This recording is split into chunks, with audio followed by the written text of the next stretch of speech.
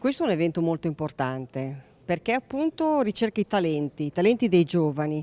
Chiediamo ai giovani quindi di mettersi in gioco, di esprimere creatività, valori estetici. Cercavamo Mantegna con delle opere che sono di assoluta qualità, estremamente belle, estremamente importanti, mi viene da dire. Veramente c'è un grande talento.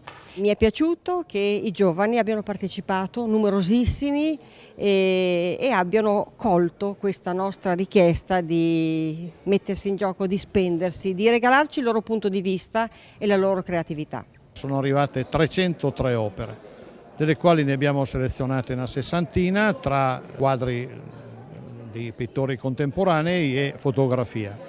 Quelle che abbiamo visto sono opere splendide e, a detta degli esperti, di chi fa parte del comitato scientifico, vede un futuro da parte di questi giovani che hanno accolto l'invito, ma per noi è stata una scelta, quella del coinvolgimento anche per l'età di questi giovani.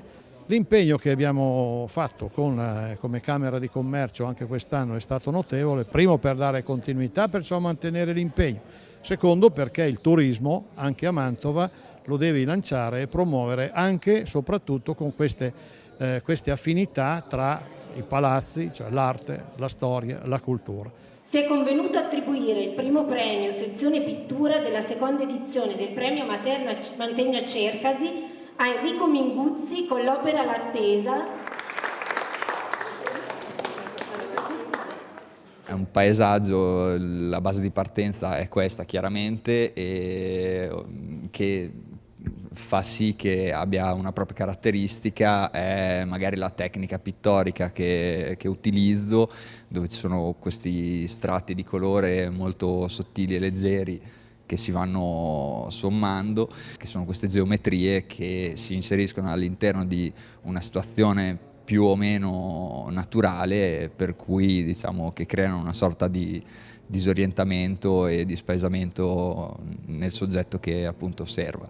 All'opera Il mondo ha fame di Maurizio Cariati.